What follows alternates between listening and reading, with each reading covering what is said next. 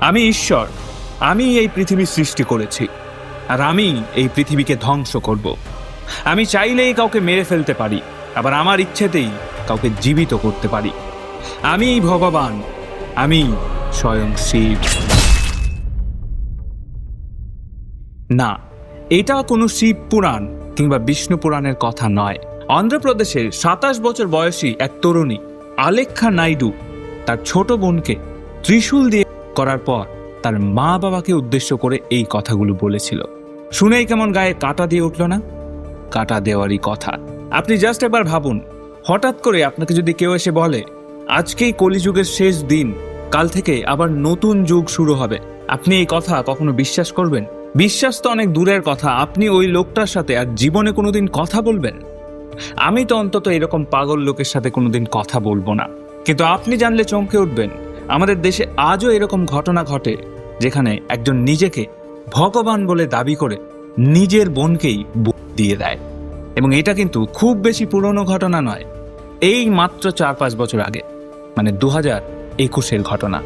এবার আপনি যদি ভেবে থাকেন যে এরা অশিক্ষিত, শিক্ষার আলো ওদের মধ্যে পৌঁছায়নি, তাই এরকম কুসংস্কারে বিশ্বাস করে ফেলে, তাহলে আপনাকে বলে দিই, এখানে যাদের কথা বলছি এই গোটা পরিবারটা আমাদের দেশের সবচেয়ে উচ্চশিক্ষিত পরিবারগুলোর মধ্যে একটি।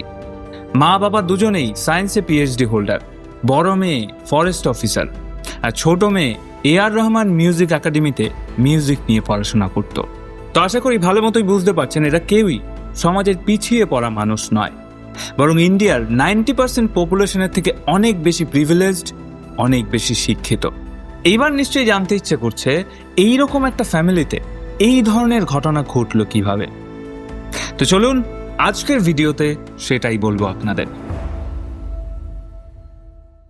নমস্কার, আমি অপূর্ব, আর আজ আমি আপনাদেরকে এমন একটা পরিবারের কথা বলবো যেখানে আপনিও কনফিউজড হয়ে যাবেন যে এদের মধ্যে সব থেকে বেশি সাইকো কে।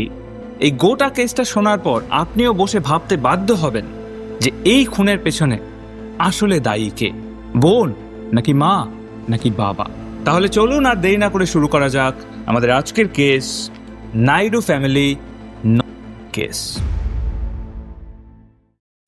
কিন্তু ভিডিও শুরু করার আগে আরও একবার আপনাদের সবাইকে অনুরোধ রইল, যারা যারা আমাদের ভিডিও নিয়মিত দেখছেন কিন্তু এখনও চ্যানেলটাকে সাবস্ক্রাইব করেননি, তারা প্লিজ সাবস্ক্রাইব করে দেবেন।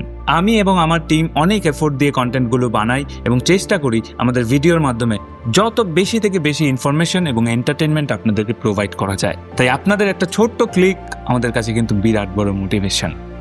তাই প্লিজ যারা যারা এখনও সাবস্ক্রাইব করেননি চ্যানেলটাকে সাবস্ক্রাইব করে দেবেন। চলুন ভিডিও শুরু করা যাক। 24শে জানুয়ারি 2021 বিকেল 4টে নাগাদ অন্ধ্রপ্রদেশের মাদান্নাপল্লে পুলিশ স্টেশনে একটা ফোন আসে।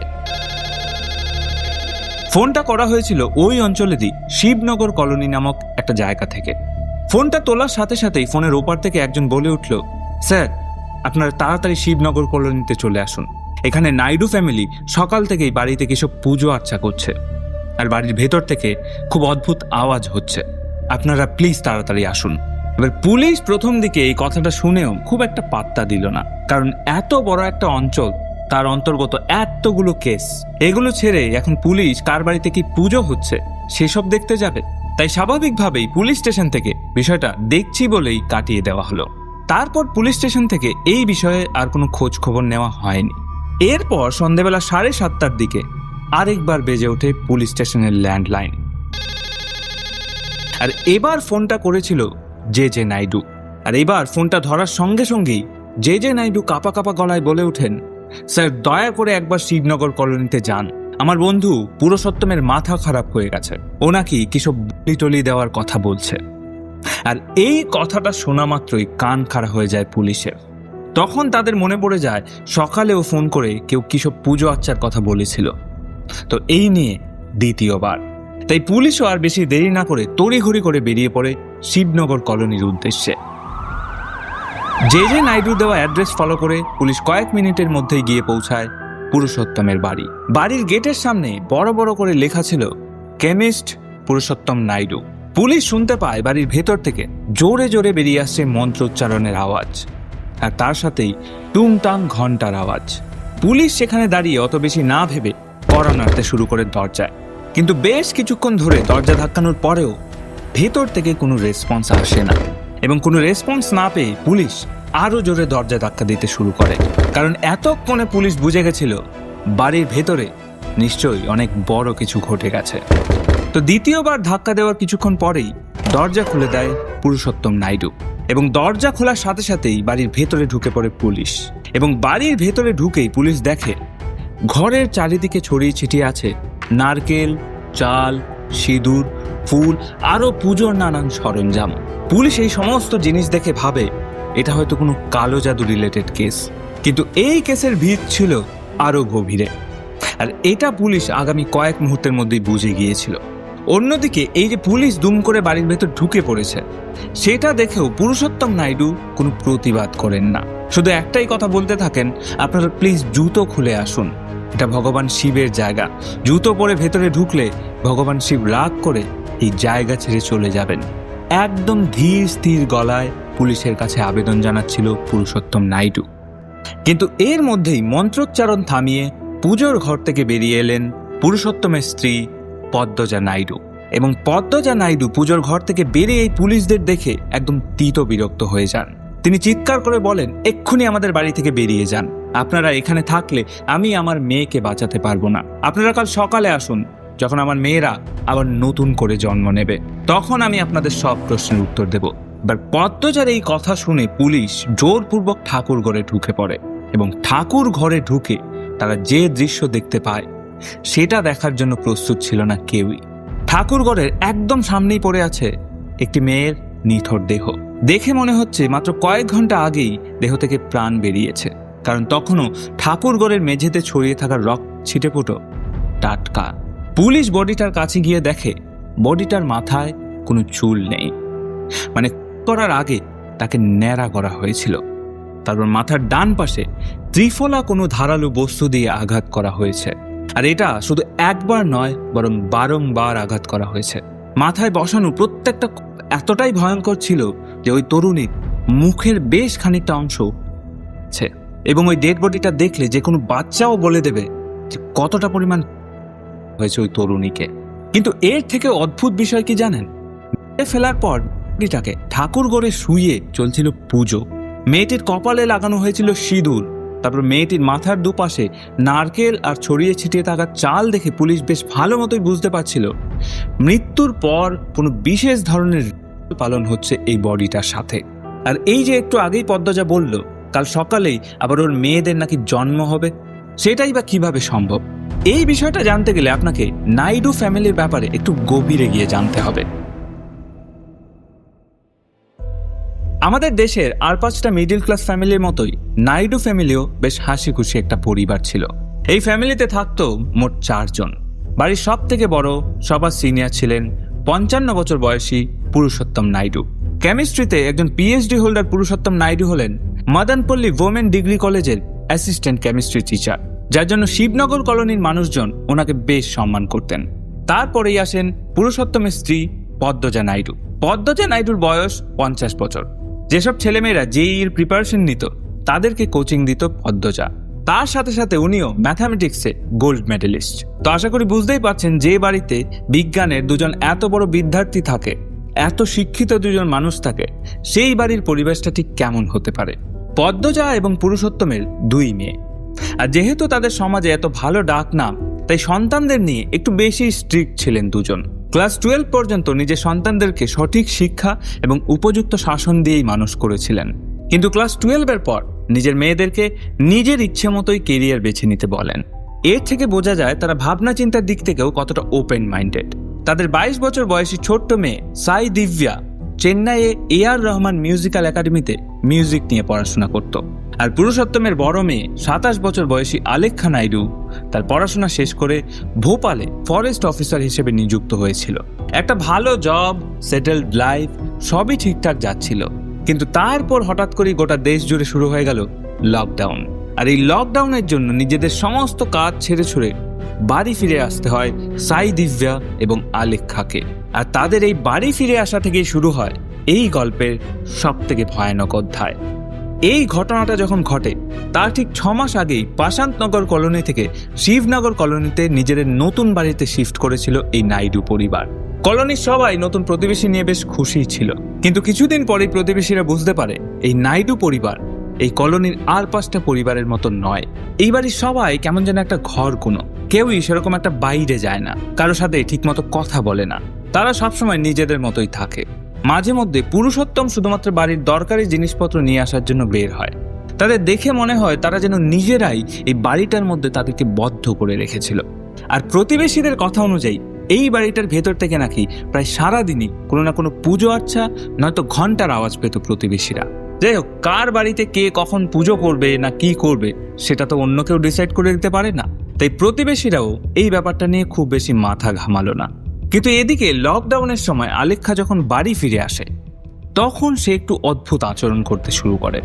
আলেখ্যা বলে সে নাকি স্বয়ং ভগবান শিবের অংশ, ভগবান শিব ভর করে তার শরীরে, এবং তার মধ্যে নাকি এমন কিছু অদ্ভুত শক্তি রয়েছে যা দিয়ে সে গোটা পৃথিবীকে ধ্বংস করে দিতে পারে। নাইডু ফ্যামিলি প্রথম থেকেই ভগবানের প্রতি খুব বিশ্বাসী, তাই তারা কোনো রকম প্রশ্ন না করেই তাদের বড় মেয়ে আলেখ্যার কথা মেনে নেয়। অন্যদিকে তাদের ছোট মেয়ে দিব্যাও কোনো অংশে কম ছিল না। দিব্যা নাকি ভূত দেখতে পেত, আর তারা নাকি বারবার দিব্যাকে নিজের সাথে টেনে নিয়ে যাওয়ার চেষ্টা করত। একদিন দিব্যা তার কুকুরকে নিয়ে রাস্তায় হাঁটতে বেরিয়েছিল। প্রায় আধ ঘন্টা এদিক ওদিক হাঁটাচলা করার পর কুকুরটাকে নিয়ে বাড়ি ফিরে আসে দিব্যা, আর বাড়ি ফিরে এসেই হঠাৎ করে অসুস্থ হয়ে পড়ে। আর এই অসুস্থতার কথা সে তার দিদি আলেখ্যাকে জানায়। বোনের এরকম হঠাৎ করে শরীর খারাপের কথা শুনে কোনো ডাক্তারের কাছে না নিয়ে গিয়ে আলেখ্যা বলে দিব্যার উপর নাকি এক আত্মা ভর করেছে, এবং এই আত্মার থেকে পিছু ছাড়াতে গেলে একটা বড়সড় যজ্ঞ করতে হবে বাড়িতে, আর সেটা যদি না করা হয় তাহলে ওই আত্মা দিব্যাকে তাদের সাথে নিয়ে চলে যাবে। আর এই একটা যজ্ঞই শেষ করে দিল এই গোটা নাইডু পরিবারকে। আশা করি নাইডু পরিবারের ব্যাপারে এই সমস্ত কিছু শুনে আপনি খুব ভালো মতোই বুঝতে পারছেন প্রাতিষ্ঠানিক শিক্ষায় শিক্ষিত হলেও এই পরিবারের সবার মধ্যেই কিছু একটা ছিল, এবং একটা বেশ ভালো কিছু ছিল। তাই মেয়ের কথা শুনে পুরুষোত্তম নাইডু 23শে জানুয়ারি এক তান্ত্রিককে বাড়িতে ডাকেন। সেই তান্ত্রিক এসে বাড়িতে 23 তারিখেই যজ্ঞ করে যায়, কিন্তু তাতে কোনো লাভ হয় না। তাই পরের দিন সকালে অর্থাৎ 24শে জানুয়ারি আবার যজ্ঞ করার জন্য ওই তান্ত্রিককে ফোন করতে থাকে পুরুষোত্তম। কিন্তু ওই দিন অনেকগুলো ফোন করার পরেও ওই তান্ত্রিক আর ফোন তোলেনি, এবং এটা খুবই স্বাভাবিক ব্যাপার ছিল, কারণ একটা যজ্ঞের মাধ্যমে কোনোদিন কারো শরীর সেরে উঠতে পারে না। তাই নিজের ভণ্ডামি ধরা পড়ে যাওয়ার ভয়ে ফোন তোলেনি তান্ত্রিক। কিন্তু এই সাধারণ বিষয়টা পুরুষোত্তম নাইডু সহ তার পরিবারের কেউই বুঝতে পারছিল না। তারপর বোনের এই অবস্থা দেখে আলেখ্যা নিজেই একটা যজ্ঞ করার প্রস্তাব দেয়। আলেখ্যা বলে বিভিন্ন বই এবং আর্টিকেল পড়ে সে একটা বিশেষ ধরনের পুজোর ব্যাপারে জেনেছে, এবং এখন শুধু সেই পুজোর মাধ্যমেই দিব্যাকে বাঁচানো যেতে পারে, এছাড়া আর কোনো উপায় নেই। এবার মেয়ে সেরে ওঠার কথা শুনে আলেখ্যার বাবা মা দুজনেই এই প্রস্তাবে রাজি হয়ে যায়। আর তখন আলেখ্যা একটা ভয়ঙ্কর কথা বলে। আলেখ্যা বলে দিব্যা সেরে ওঠার জন্য ভগবান শিবের কাছে ওকে দিতে হবে। শুধু তাই নয়, সে নিজেকেও দেবে ভগবান শিবের কাছে, এবং পরের দিন যখন সূর্যের প্রথম আলো ফুটবে তখন তারা আবার বেঁচে উঠবে। শর্ত শুধু একটাই, কোনোভাবেই এই পুজো যেন বন্ধ না হয়। আমি জানি আপনাদের এগুলো শুনতে খুবই ক্রেজি লাগছে, খুবই অবিশ্বাস্য লাগছে, কিন্তু বিশ্বাস করুন আলেখ্যার বাবা মা দুজন পিএইচডি হোল্ডার এই শর্তে রাজি হয়ে যায়। এমনকি প্রথম যাকে দেওয়া হবে মানে দিব্যা, সেও কোনো আপত্তি জানায়নি। এরপর শুরু হয় যজ্ঞের প্রস্তুতি। দুপুর বেলা থেকে শুরু হয় পুজো, এবং সন্ধ্যের দিকে আসে প্রথম দেওয়ার সময়।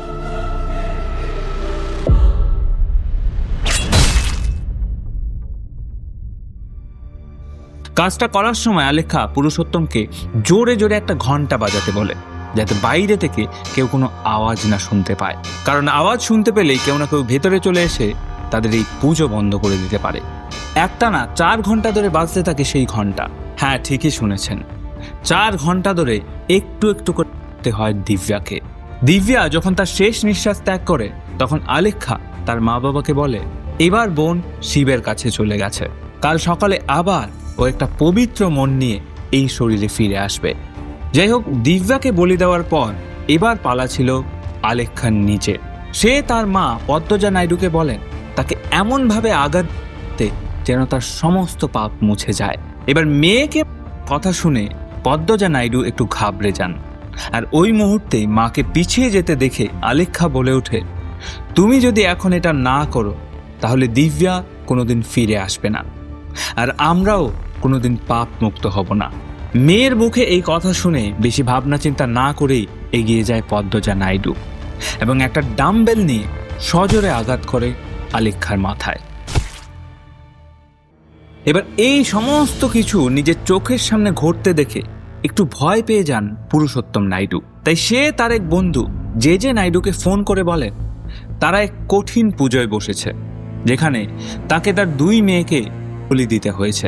হয়তো তাকে নিজেকেও দিতে হতে পারে, কিন্তু চিন্তার কোনো কারণ নেই, কাল সকালেই আবার সব ঠিক হয়ে যাবে।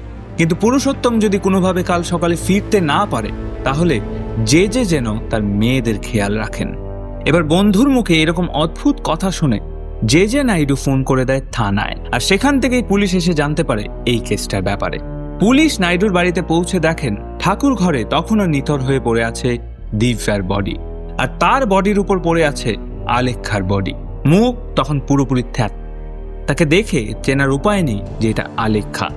সঙ্গে সঙ্গে পুলিশ মিস্টার এন্ড মিসেস নাইডুকে গ্রেফতার করেন, কিন্তু তখনও পদ্মজা নাইডু একই কথা বলে যাচ্ছিলেন, তোমরা কেন এসছো, তোমরা চলে যাও, তোমরা থাকলে আমি আমার মেয়েকে বাঁচাতে পারবো না, ভগবান শিব আমাদের প্রতি অসন্তুষ্ট হয়ে যাবেন, ইত্যাদি ইত্যাদি।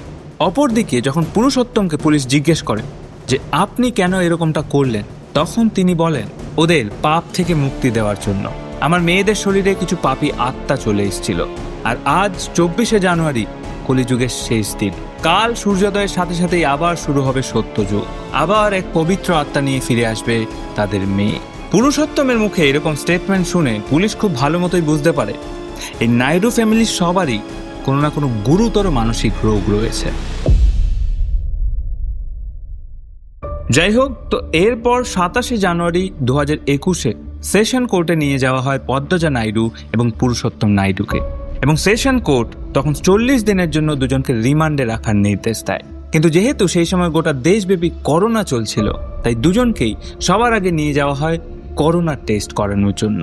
আর সেখানে গিয়েই পদ্মজা নাইডু খুব অদ্ভুত আচরণ করতে শুরু করে। সেখানে গিয়ে তিনি বলতে শুরু করেন তিনি নাকি নিজেই ভগবান শিব, আর করোনা নাকি এই পৃথিবীতে তার দেহ থেকেই ছড়িয়েছে। From my body particle only corona came, and it will come to an end in the month of March without using vaccine. You are not my husband, no. I am Shiva. এরপর পদ্মজা নাইডু এবং পুরুষোত্তম নাইডু দুজনকে নিয়ে যাওয়া হয় মানসিক স্বাস্থ্য পরীক্ষা করার জন্য, এবং সেই পরীক্ষা থেকে জানা যায় এই নাইডু পরিবারের সবাই এসপিডি অর্থাৎ শেয়ার্ড সাইকোটিক ডিসঅর্ডার নামে একটা ভয়ঙ্কর মানসিক রোগে আক্রান্ত। আসলে এই মানসিক রোগটা যাদের মধ্যে থাকে তাদেরকে বাইরে থেকে দেখে বোঝা যায় না যে তাদের আদৌ কোনো সমস্যা আছে কিনা, কিন্তু ভেতর ভেতর তারা নিজেদের মাথার মধ্যেই একটা দুনিয়া তৈরি করে রাখে এবং নিজেই সেই দুনিয়ার নিয়মকানুন বানিয়ে সেই রকম আচরণ করতে শুরু করে। আর এই রোগের সবথেকে ভয়ঙ্কর দিক হচ্ছে এই রোগের হোস্ট একজনই হয়, কিন্তু এই রোগ ওই একজনের থেকে তার চারপাশে থাকা মানুষের মধ্যে ছড়িয়ে পড়তে পারে। আর যখন এই সিমটমসগুলো 2 বা তার বেশি মানুষের মধ্যে ছড়িয়ে যায়, তখন তারা সবাই মিলে ওই একটা মানুষকে ফলো করতে থাকে, একদম চোখ কান বন্ধ করে অন্ধের মতো বিশ্বাস করতে থাকে। সে যা বলে সবাই তাই করে। তো এই পরিবারে এই রোগের হোস্ট ছিল আলেখ্যা, এবং এজন্যই আলেখ্যা যখন বলে সে ভগবান শিবের অংশ, সে এই করতে পারে সেই করতে পারে, বাকিরা কেউ তার কোনো কথায় বাধা দেয়নি। আপনারা অনেকে নিশ্চয়ই দিল্লির বুরারি কেসের ব্যাপারে শুনেছেন। তো এই কেসটাও অনেকটা ওই বুরারি কেসের মতোই, যেখানে একজন যা বলে পরিবারের সবাই তাই করে। যাই হোক, এই কেসের ব্যাপারে এখনো কোনো ফাইনাল রায় আদালতের তরফ থেকে আসেনি, মানে অন্ধ্রপ্রদেশের কোর্টে এখনো এই কেসটা চলছে। আমি জানি এই ধরনের কেস দেখা বা শোনার পর একটা চিন্তা আমাদের মাথায় আসে যে আজকের দিনে দাঁড়িয়েও মানুষ এই সমস্ত কিছুতে কিভাবে বিশ্বাস করতে পারে এবং এত সহজে কিভাবে বিশ্বাস করে নেয়। এবং এই কেসটার রিসার্চ করতে গিয়ে আমারও বারবার এটাই মনে হয়েছে যে মানে কোনো সুস্থ মস্তিষ্কের মানুষ তো আমার মনে হয় না এই ধরনের কোনো কথা বিশ্বাস তো করবে পরের কথা, কোনো কথা এন্টারটেইন পর্যন্ত করবে না। তো এই কেসটা কিন্তু আমাদেরকে একটা জিনিস খুব ভালো মতো বুঝিয়ে দেয়, কুসংস্কার থেকে দূরে থাকার কথা তো অবশ্যই বলে, তার সাথে সাথে আরও একটা খুব গুরুত্বপূর্ণ জিনিস, সেটা হচ্ছে আমাদের মেন্টাল হেলথ। আমরা আমাদের শরীর স্বাস্থ্যের যত্ন নিই ঠিকই, কিন্তু আমরা মানসিক স্বাস্থ্যকে খুব একটা গুরুত্ব দিই না। কিন্তু আমার মনে হয় শরীরের পাশাপাশি আমাদের মানসিক স্বাস্থ্যকেও সমান গুরুত্ব দেওয়া উচিত। যাই হোক, আজকে ভিডিওটা এখানেই শেষ করছি। ভিডিওটা নিয়ে আপনার কি মন্তব্য আছে সেটা অবশ্যই কমেন্ট করে জানাবেন। ভিডিওটা যদি ভালো লেগে থাকে তাহলে অবশ্যই লাইক করুন, আর আমাদের এই চ্যানেলটাকে যদি এখনও সাবস্ক্রাইব না করে থাকেন তাহলে প্লিজ চ্যানেলটাকে সাবস্ক্রাইব করে দিন। দেখা হচ্ছে অন্য কোনো ভিডিওতে, ততক্ষণ অবধি ভালো থাকবেন, সুস্থ থাকবেন, সাবধানে থাকবেন।